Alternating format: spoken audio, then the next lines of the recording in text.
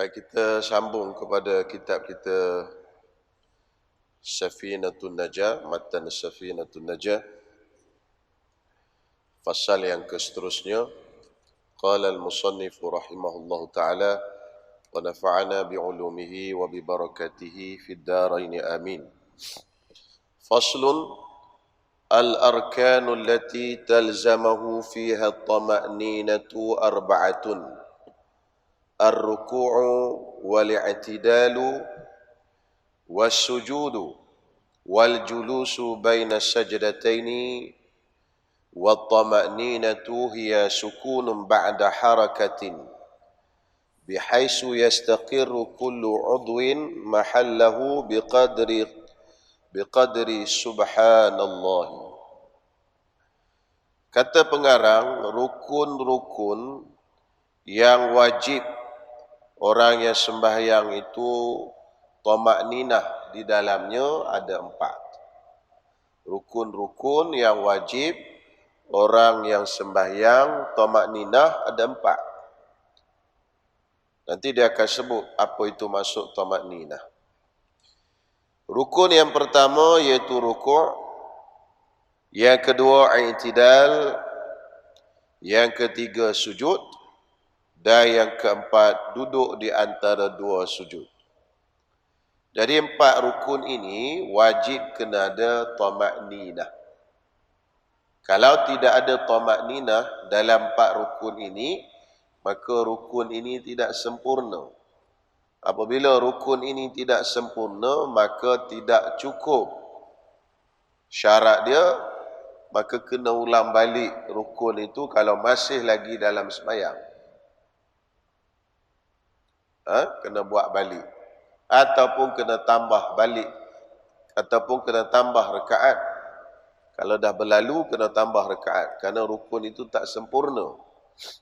Kalau dah lepas sembahyang, kita kena sembahyang semula. Sebab apa? Sebab rukun kita itu cacat. Sebab tidak ada tamakninah di dalam rukun. Jadi 4 itu iaitu pertama rukuk, yang kedua i'tidal, yang ketiga sujud, dan yang keempat duduk antara dua sujud. Tamakninah tu apa dia?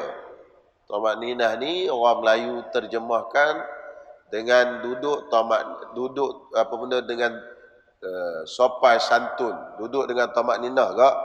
Orang Kelantan kata. Cuba duduk dengan tamakninah sikit. Mana duduk dengan sopan santun. Kan? Duduk elok-elok. Tetapi tamakninah di dalam rukun sembahyang ni bukan macam tu. Dia kata sukunum ba'da harakah. Tamakninah ni kena diam selepas bergerak. Bila kita bergerak Allahu Akbar, turun ke rukuk, kita kena diam. Diam tu dipanggil tamakninah. Diam tu bukan diam tak bercakap, diam pergerakan. Kerana diam ni ada 2 makna. Satu, diam tak bercakap. Diam je awak ni. Maksudnya diam tak bercakap pun boleh, diam tak bergerak pun boleh. Kan? Diam ni dalam bahasa Melayu ada 2 makna. Tapi kalau dia punya bahasa Arab ni sukun.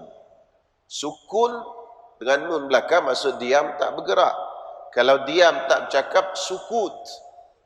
Sukut tak. Itu beza tuan-tuan semua, bahasa Arab. Orang Melayu diam. Kena tanya dulu, diam ni, diam tak bercakap ke, diam tak bergerak? Kan?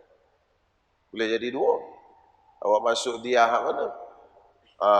Diam tak bercakap. Okey. Tak diam bukan diam tu, diam mana? Diam tak bergerak. Ya juga orang panggil diam juga. Kita cakap ke anak kita, "Hei budak, duduk diam." Biasa dia tak bercakap ke, dia tak bergerak? Kan? Kita cakap ke anak kita, "Diam budak." Dia tak bercakap ke, dia tak bergerak? Kalau budak panjang kan, dia tanya, "Pah, jangan bergerak ke, jangan bercakap? Diam tu." Dia tanya pula kita. Boleh? Jadi, sukun ba'da harakah. Diam, jadi tidak bergerak selepas daripada bergerak. Masa kita nak turun rukuk, Allahu Akbar, kita bergerak. Kita berhenti bergerak, itu dipanggil tamakninah. Kemudian kita bangkit pula, Sami Allah. Kita bergerak kan? Sami Allahu liman hamidah. Kita berhenti, tak bergerak. Masa i'tidal, itu dipanggil tamakninah. Tak bergerak tu. Selepas daripada bergerak, kita diam, tak bergerak. Kemudian kita pun turun sujud. Allah, masa bergerak tu, Allahu Akbar, sujud. Masuk sujud, berhenti. Semua anggota berhenti belaka. Itu dipanggil tamakninah. Kemudian, yang keempat, duduk antara sujud. Kita pun daripada sujud itu kita bangkit. Allahu Akbar, berhenti. Duduk antara sujud, kita berhenti. Berhenti itu dipanggil tamakninah. Kena faham. Bukan tamakninah tu kena duduk elok, tak. Kena berdiri elok, kena i'tidal elok, tak. Maksudnya berhenti itu dipanggil tamakninah. Bihaitsu yastaqirru kullu 'udwin mahallahu, sekira-kira tetap tiap-tiap anggota kita masa kita rukuk, masa i'tidal, masa kita sujud dan masa kita bangun duduk antara dua sujud, tetap, yakni diam anggota kita itu pada tempat dia itu biqadri subhanallah, dengan tempoh masa sebut subhanallah. Cuba tengok jam tuan-tuan semua. Saya sebut subhanallah. Berapa saat? 2 saat. Itulah lebih kurang. Maknanya anggota kita kena diam dalam tempoh masa kita sebut subhanallah. Subhanallah lebih kurang 2 saat. Subhanallah 2 atau 3 saat. Maka anggota kita kena duduk diam dalam tempoh tu. Faham dah? Okey. Jadi kalau kita tak duduk diam dalam tempoh itu, maka rukuk kita, i'tidal kita, sujud kita ataupun duduk antara dua sujud tak cukup syarat. Bila tak cukup syarat, tak sempurna. Kena buat semula. Kalau dah berlalu ke rakaat yang selepasnya, kena tambah rakaat. Kalau dah selesai semayang, kena semayang semula.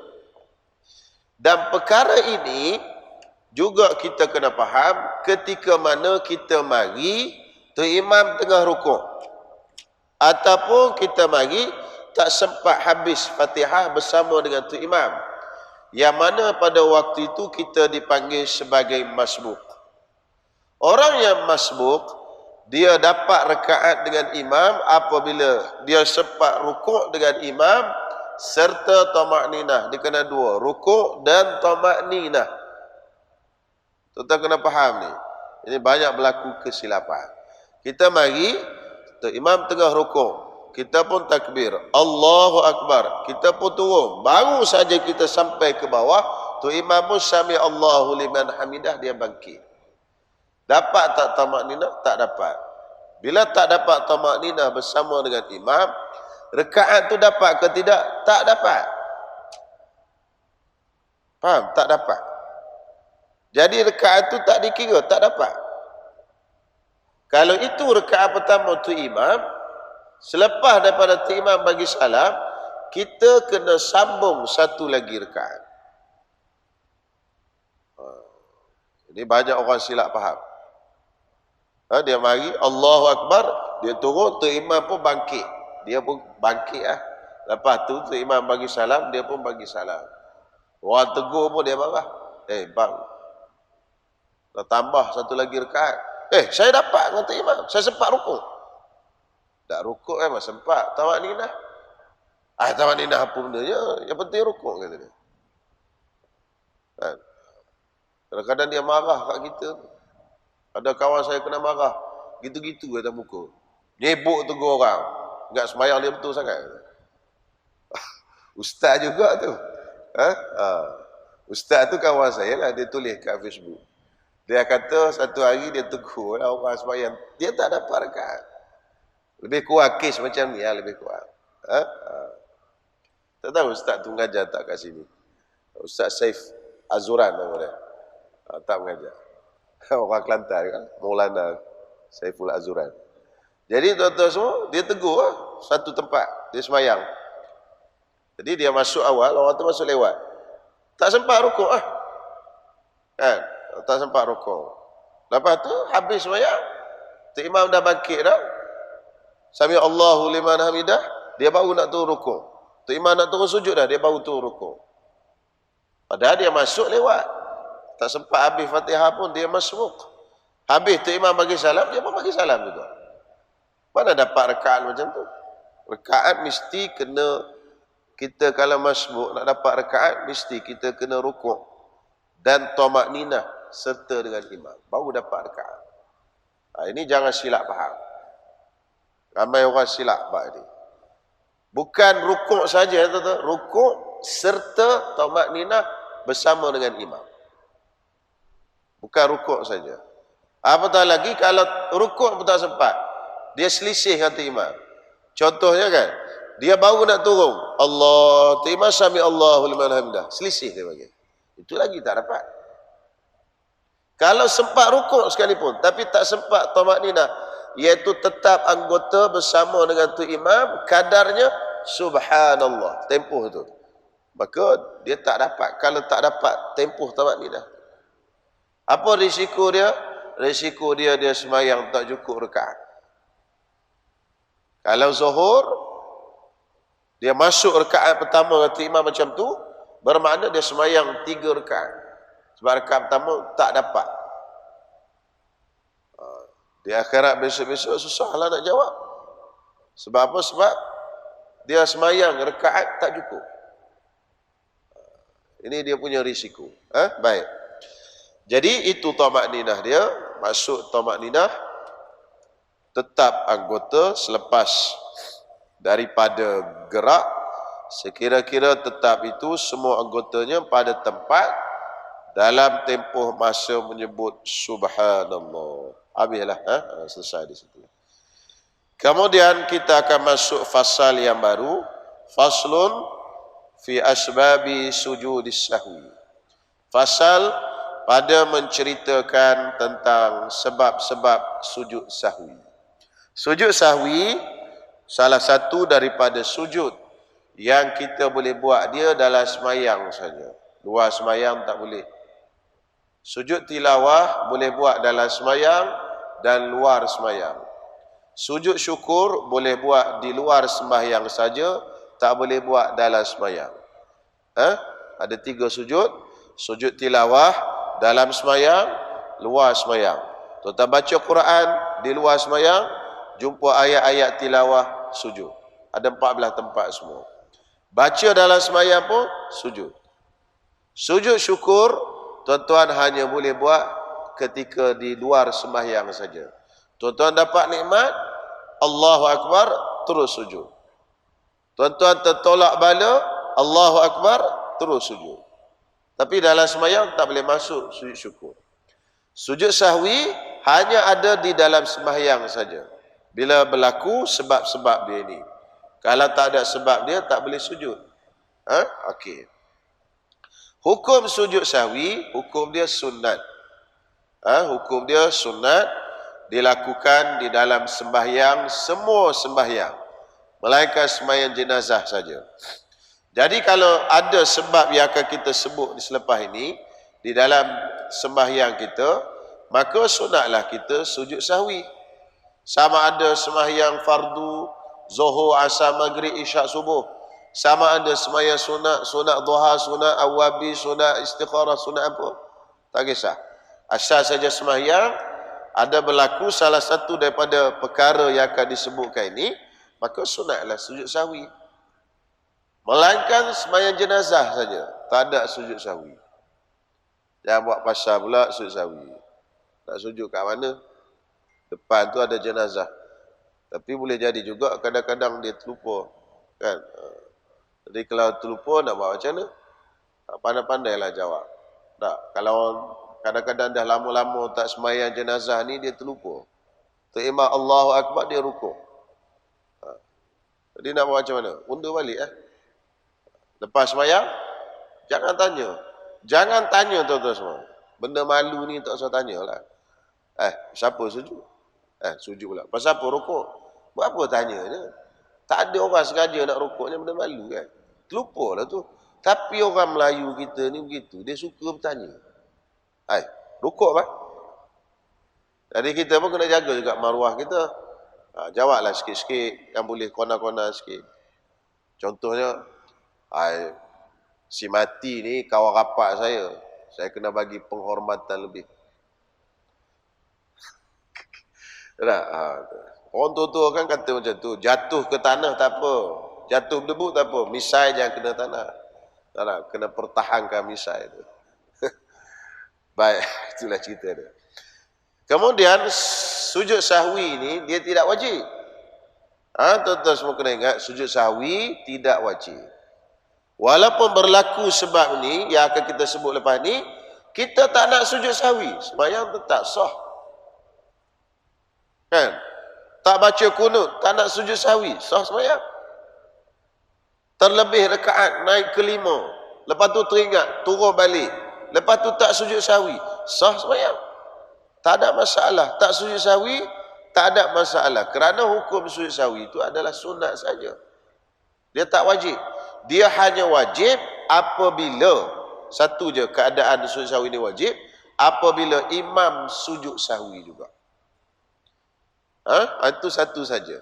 Kalau kita berjemaah, imam tiba-tiba dia sujud sahwi, kita sebagai makmum pada waktu itu wajib sujud sahwi. Kita tak boleh. Kita tengok imam sujud sahwi, Allahu Akbar, dia pun sujud. Kita pun kerah kat belakang tak nak sujud. Kau sujudlah seorang imam, bukan aku lupa, kau lupa. Kan? Tak boleh. Pada waktu itu wajib kita sujud sahwi. Yang tak wajib tu selain pada tempat yang lain, selain daripada itu tak wajib. Dia hanya sunat saja. Kemudian dalam kitab ni dia sebut ada satu lagi permasalahan sebelum saya baca kitab ni. Sujud sahwi dalam mazhab kita Imam Syafi'i dilakukan sebelum bagi salam. Sebelum bagi salam. Lepas sujud baru kita bagi salam. Dalam mazhab Hanafi sujud sahwi selepas salam. Ini saya nak cerita sikit lah. Cerita lah. Saya ada mahat tahfiz. Sebelum PKP baru ni, saya ada guru tahfiz daripada Bangladesh. Dia balik ke tempat isteri dia di Dubai masa PKP. Bila dah lepas sikit boleh terbang, dia pun balik. Pasal kan PKP baru ni teruk sangat. Kita pun tak tahu tahfiz tu nak buka ke tak buka lagi. Dia pun pening kepala, dia pun balik. Balik sampai sekarang tak datang lah. Habis lah. Jadi masa mula-mula kita ambil dia jadi guru, jadi lantik dia sekali sebagai imam di surau. Orang Bangladesh ni dia mazhab Hanafi. Tuan-tuan semua, dia mazhab Hanafi. Satu hari dia semayang, dalam tahiyat awal dia terlebih baca Allahumma salli ala Muhammad. Dalam mazhab Hanafi, seingat saya macam itulah, tak boleh baca selawat dalam tahiyat awal. Tahiyat awal baca tasyahud saja. Asyhadu an la ilaha illallah wa asyhadu anna Muhammadar Rasulullah. Sampai kat tu dia. Hari tu dia terlajak pergi baca selawat. Begitulah, saya tak ingat sangat. Jadi lepas pada salam, Assalamualaikum warahmatullahi, Assalamualaikum warahmatullahi. Orang mazhab Hanafi kalau dia terlajak baca selawat di situ, dia kena sujud sahwi. Tapi dia dalam mazhab Hanafi lepas salam baru sujud sahwi. Bagi salam dulu. Jadi kita orang yang mazhab Syafi'i, adakah wajib ikut? Tak wajib ikut adalah. Sebab dah bagi salam, habis dah hubungan kita dengan dia. Lagi pula nak sujud, tak ada sebab sujud dalam mazhab kita Imam Syafi'i. Jadi kelang kabut jugalah jemaah itu. Dah bagi salam, tiba-tiba sujud pula. Apa hal pula ni? Jadi mazhab Hanafi sujud sahwi lepas salam.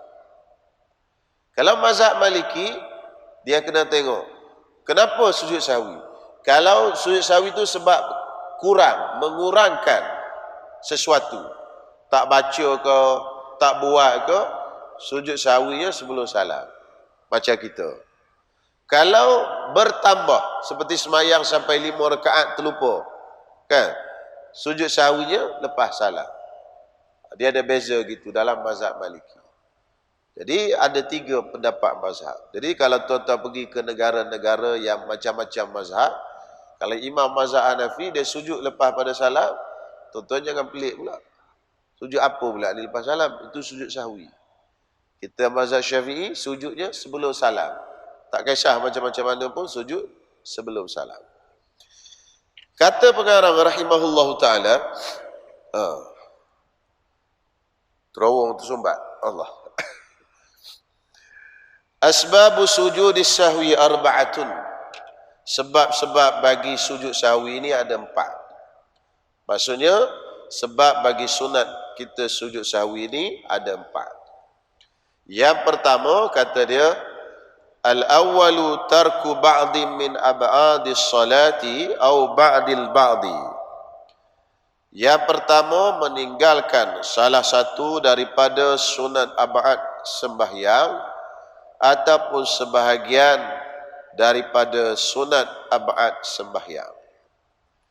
Jadi yang pertama, sunat daripada kita sujud sahwi ini ialah kita meninggalkan salah satu daripada sunat ab'ad.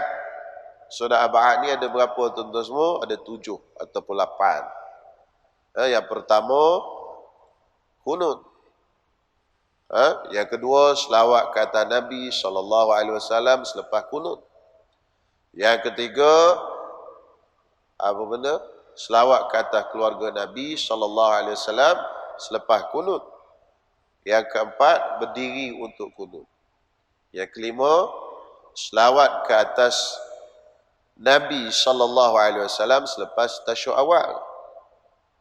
Yang keenam, duduk untuk tasyahud awal tadi. Kan? Tasyahud awal. Kemudian selawat ke atas Nabi selepas tasyahud awal, duduk untuk tasyahud awal.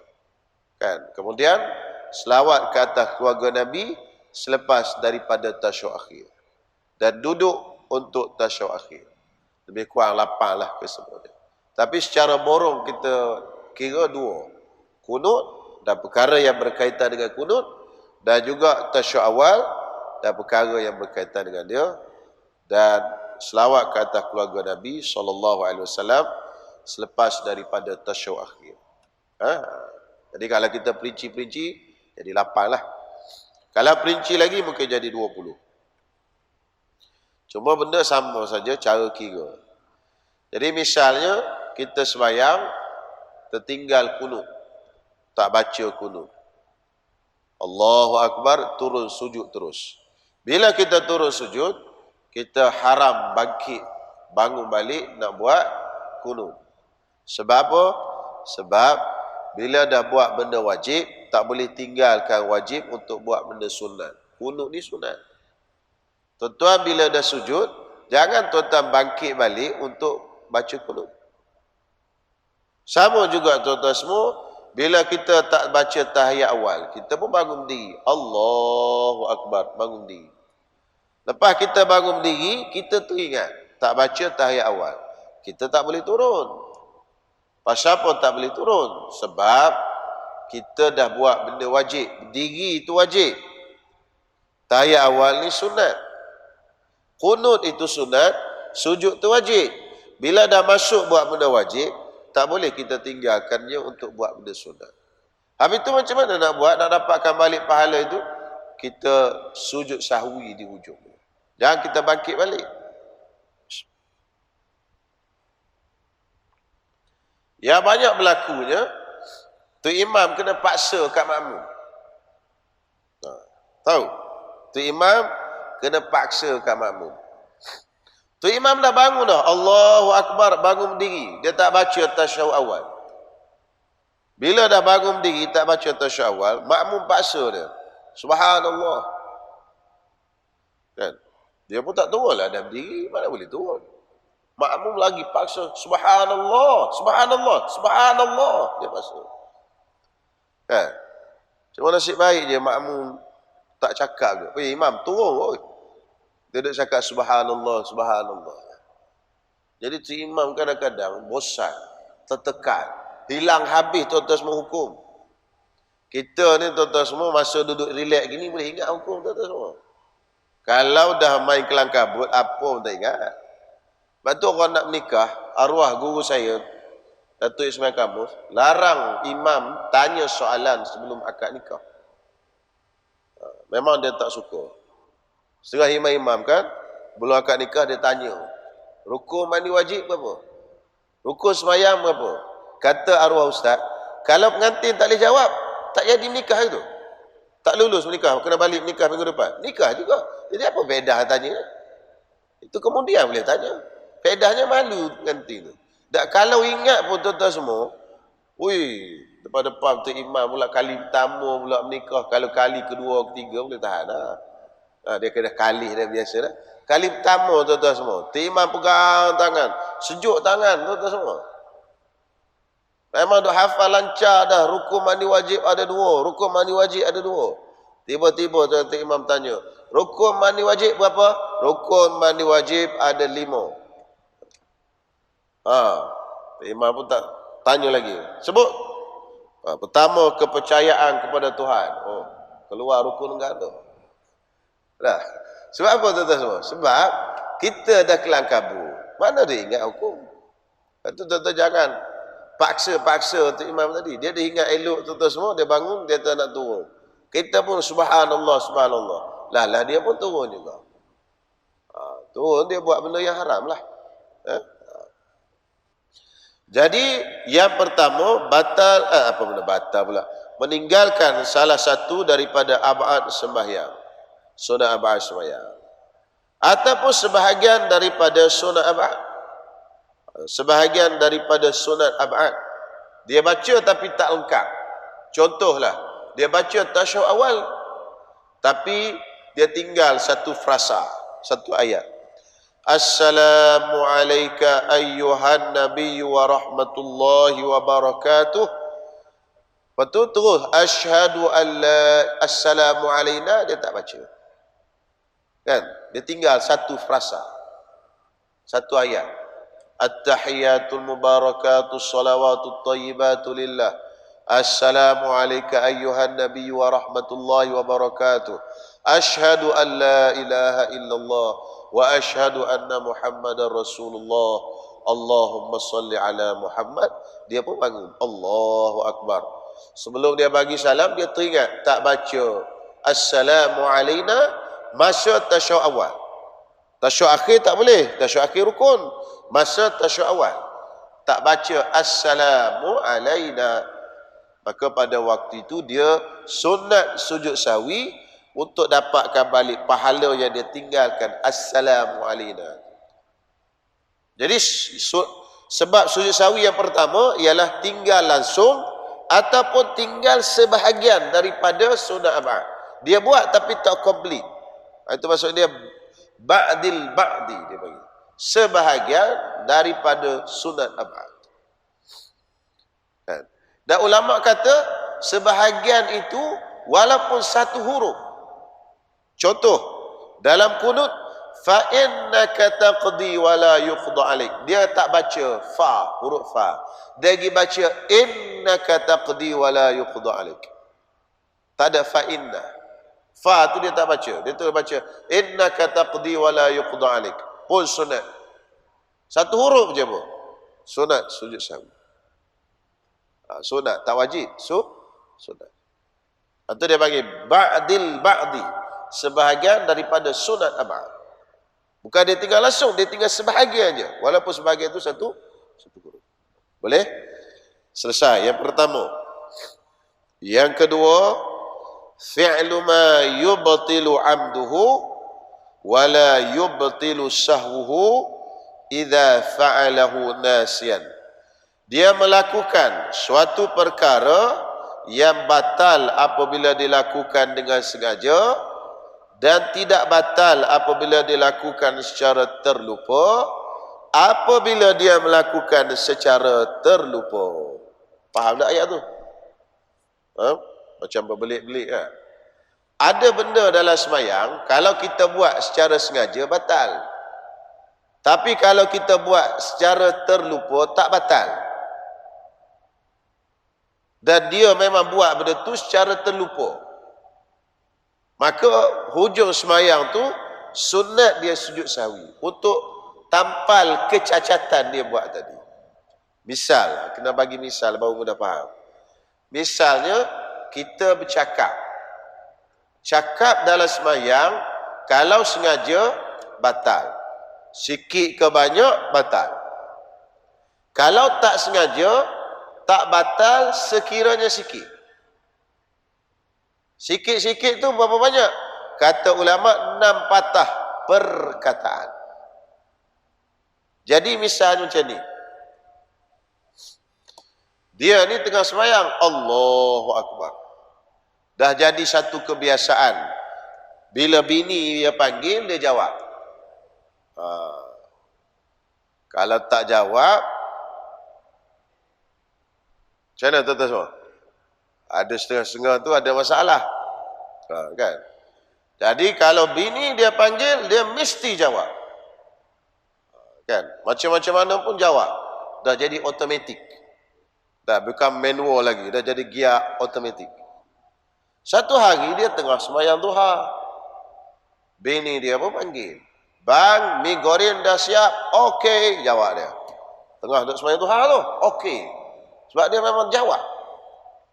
Sebab dia biasa daripada hari pertama kahwin macam tu. Bila dia jawab okey, tuan-tuan semua, dia jawab tu dalam keadaan terlupa. Bila dia jawab dalam keadaan terlupa dan tak sedar, tak batal sembahyang. Sebab dia tak ingat dia tengah sembahyang. Tapi kalau dia jawab okey dalam keadaan dia tengah ingat sembahyang, batal. Walaupun tuan-tuan pergi ke Mekah, tuan-tuan jumpa orang cakap tengah sembahyang, tuan-tuan jangan kata, orang Mekah boleh buat. Tak boleh buat kira. Kita bukan buat kira. Arwah datuk saya dulu, dia selalu sebut. Saya pun tak sempat dengan dia, cuma diriwayatkan. Kalaulah orang Mekah, kira orang Mekah je pandai, unta kat Mekah tu pandai lah. Pasal dia duduk kat Mekah juga. Kan? Jadi kita tak boleh kira dengan orang Mekah, orang apa. Kira alim ulama'. Dan alim ulama' ni bukan duduk kat Mekah saja. Sebab tuan-tuan pergi ke Mekah, kadang-kadang ada setengah orang, saya pun pernah duduk sebelah saya, budak muda. Sekali telefon dia bunyi, ring-ring dia poket gini, pakai jubah. Ring-ring bunyi, dia pun ambil. Tengok dulu. Dia pun jawab. Solah. Tetap ni. Itu mazhab apa tak tahu. Kita tak boleh tuan-tuan. Cakap dalam sembahyang tak boleh. Batal sembahyang. Haram satu bab, batal sembahyang. Tapi dia jawab tadi dalam keadaan tak sedar. Tak batal. Sebab sikit. Tak sampai 6 patah. Okey. Baru satu baru. Okey. Maka kalau berlaku macam ni, sembahyang dia tak batal. Tetapi, oleh kerana ada kecacatan dalam sembahyang dia, sunat di hujung tu dia sujud sahwi. Kalau dia tak sujud macam mana ustaz? Tak batal sembahyang dia. Tak ada apa sebab dah cakap dah tadi, sujud sahwi ni hukum dia sunat saja. Wajibnya satu je. Ketika imam sujud, kita wajib sujud. Lain pada tu sunat. Jadi macam tu. Tapi kalau cakap banyak, walaupun terlupa, batal sembahyang. Contoh tadi, isteri dia cakap, bang, mi goreng dah siap. Oh, Milo ada tak? Kopi ke? Dia boleh tanya pula, Milo, kopi ke? Lauk apa? Telur mata ke apa? Itu orang tak bagi terlupa lah tu. Dah lebih pada 6 perkataan. Lebih pada 6 perkataan tak boleh dah. Walaupun terlupa sekalipun, batal sembahyang dia. Jadi apa sahaja yang dia buat, contoh yang kedua, makan. Makan tuan-tuan semua, batal sembahyang kalau kita makan dengan sengaja. Tetapi kalau tak sengaja, tak batal. Dengan syarat makanan itu sikit. Misal, kita pagi tadi, ataupun maghrib, sebelum mari ke maghrib, ada jenis makan sebelum maghrib kan. Dia makan dulu stick kan, dia makan daging. Bila dia makan daging, dia makan daging tu lekat celah gigi. Di tengah-tengah semayang, dia pun duk tolak dengan lidah dia kan. Pasal lekat tengah gigi. Imam pula baca surah panjang sikit, sempat dia main-main tengah tu. Tolak dengan gigi, dengan lidah dia. Akhirnya tercabutlah daging tadi. Jadi bila tercabut tadi, dia terlupa, dia tengah semayang. Dia tak ingat dia tengah semayang. Dia pun telan daging tadi, telan. Masuk dalam. Itu panggil makan tak? Tetap panggil makan tak? Mungkin istilah kita tak panggil makan tu, itu makan apa benda tu. Tapi dalam istilah fiqh, makanlah tu. Sebab ada sesuatu melepasi anak tekak. Jadi itu dah dipanggil makan. Tetapi dia makan tadi dalam keadaan terlupa dan juga dalam keadaan sikit. Setakat daging lekat celah gigi. Lepas tu pula dia telan tadi dalam keadaan terlupa. Yang ni tak batal sebenarnya. Itu tak batal. Tetapi dia sunat di hujungnya sujud sahwi untuk menampal kecacatan dia. Cacatlah sembahyang dia tu. Walaupun tak batal, cacat. Jadi sunat di hujungnya sujud sahwi.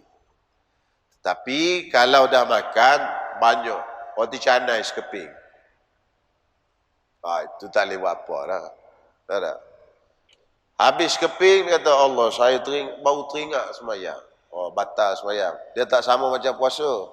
Puasa nasi 2 pinggan pun tak apa, tak batal. Dah lah habis 2 pinggan baru teringat. Lah puasa ke hari ni? Tak apa, tak batal. Syaratnya memang betul, lupa lah. Tapi ada ke orang sampai 2 pinggan baru teringat? Ada? Tak tahulah kan. Tapi fiqh sebut macam tu, kalau 2 pinggan pun tak apa, tak batal puasa. Tapi sembahyang tak boleh. Sikit je dimaafkan. Kalau banyak, batal. Jadi kerana macam tu, dia sunat di hujungnya untuk sujud sahwi. Okey, insya-Allah. Yang ketiga, wallahu alam, insya-Allah masuk Setakat dulu Lagipun nak sambung 3 ni dia panjang sikit. Uraian dia agak panjang. Perbahasan dia ni. Memindahkan rukun qauli kepada tempat yang lain. Jadi di sini saya bagi dia punya hak penting dulu. Akan diuraikan pada bulan depan insya-Allah. Antara benda silap, kita baca ayat Quran di dalam rukuk atau sujud. Tak boleh.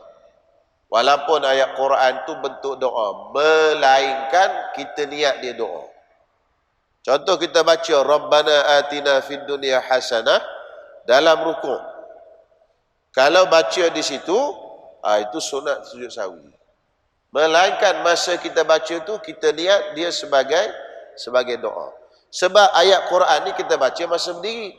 Bila kita pindah baca ke tempat lain, itu sunat sujud sahwi.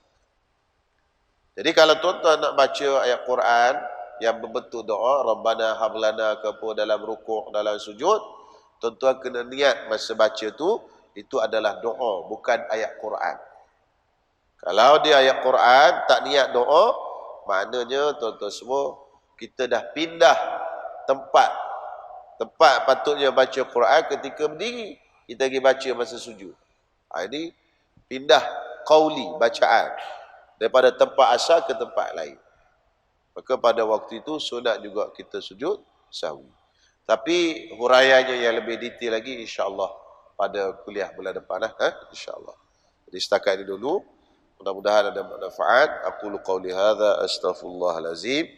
Bismillahirrahmanirrahim. Alhamdulillahirabbil alamin. Wassalatu wassalamu ala asyrafil anbiya'i wal mursalin wa ala alihi washabbihi ajmain. اللهم ربنا تقبل منا إنك أنت السميع العليم وتب علينا إنك أنت التواب الرحيم ربنا آتنا في الدنيا حسنة وفي الآخرة حسنة وقنا عذاب النار اللهم أعز الإسلام والمسلمين وأذل الشرك والمشركين ودمر أعداءك أعداء الدين. اللهم انصر إخواننا المسلمين والمجاهدين والمظلومين والمستضعفين في فلسطين. اللهم انصرهم على عدوهم. اللهم عليك باليهود والنصارى الذين يقاتلون إخواننا المسلمين في فلسطين. اللهم دمرهم تدميرا. وصلى الله على سيدنا محمد وعلى آله وصحبه وسلم والحمد لله رب العالمين.